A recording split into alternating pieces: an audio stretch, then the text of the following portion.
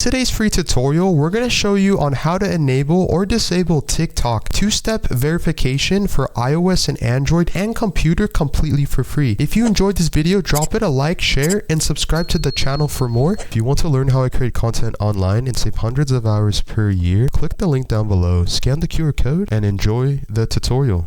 Okay, so the first step is once TikTok app has been opened up and loaded, basically you want to click on the bottom right hand screen